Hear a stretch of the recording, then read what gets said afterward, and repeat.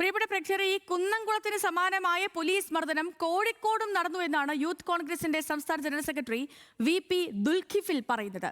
Sports താരമായ ആദിലിന് police മർദ്ദനമേറ്റു. അന്യായമായി കസ്റ്റഡിയിലെടുത്ത് മർദ്ദിച്ച കേസിൽ ഉദ്യോഗസ്ഥർക്കെതിരെ നടപടി സ്വീകരിച്ചില്ല. പണം കൊടുത്ത് ഈ കേസ് ഇല്ലാതാക്കിയെന്നും ആരോപണമുണ്ട്. ദിൽഷ തിലകനാണ് ഈ വാർത്തയുടെ വിവരങ്ങളുമായി നമുക്ക് ചേർന്നത്. ദിൽഷ, എന്താണിപ്പോൾ ദുൽഖിഫിൽ പറയുന്നത്?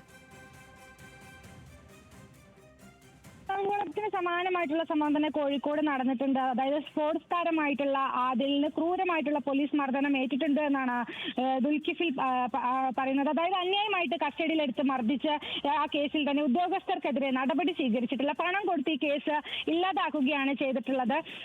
അതിനൊക്കെ CCTV ദൃശ്യങ്ങൾ പുറത്തുവിടണമെന്നാണ് ദുൽഖിഫിൽ പറയുന്നത്. അതായത് മേപ്പയൂരിലെ ഹവാല പണമിടപാട് സംഘത്തിനൊപ്പമാണ് ആദിലിനെയും കസ്റ്റഡിയിൽ എടുത്തിട്ടുള്ളത്. അതായത് മേപ്പയൂരിലെ ബാങ്കിൽ വരി നിൽക്കുമ്പോഴാണ് ആദിലിനെ പിടികൂടിയത്. അതിൽ FIR പോലും പോലീസ് ഇട്ടിട്ടില്ല. തലയ്ക്കും ചെവിക്കുമൊക്കെ തന്നെ ആദിലിന് കാര്യമായിട്ട് പരിക്കേറ്റിട്ടുണ്ട്. എന്നാൽ ഈ കേസ് പണം നൽകിയിട്ട് ഒതുക്കി തീർക്കുകയാണ് എന്നാണ് ദുൽഖിഫിലിന്റെ പരാതി. FIR പോലും ഇട്ടിട്ടില്ല എന്നുള്ളതാണ് ഗുരുതരമായിട്ടുള്ള ഒരു ആരോപണമാണ് ദുൽഖിഫിൽ പറയുന്നത്.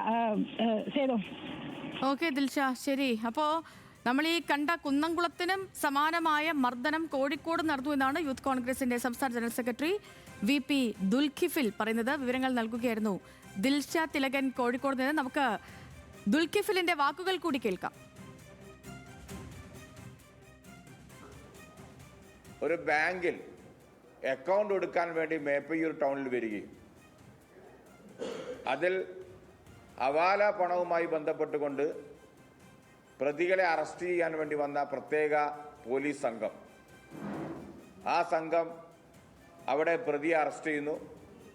അതിൻ്റെ കൂടെ ക്യൂവിൽ നിന്ന ഈ സ്പോർട്സ് താരത്തിനെ അതിൻ്റെ കൂടെ അറസ്റ്റ് ചെയ്യുകയും അദ്ദേഹം കരഞ്ഞ് കാല് പിടിച്ച് പറഞ്ഞിട്ടും അദ്ദേഹത്തെ ഒഴിവാക്കിയില്ല എന്ന് മാത്രമല്ല, മെഡിക്കൽ കോളേജിൽ കൊടുത്ത റിപ്പോർട്ടിൽ അദ്ദേഹം പറയുന്നത് പോലീസിൻ്റെ ഓഫീസിൽ വെച്ചും അതോടൊപ്പം തന്നെ സ്റ്റേഷൻ്റെ ഉള്ളിൽ വെച്ചും പുറത്ത് വെച്ചും എന്നെ ക്രൂരമായി മർദ്ദിച്ചു, എൻ്റെ ചെവിക്ക് സാരമായ പരിക്ക് പറ്റി എന്നുള്ളതാണ്.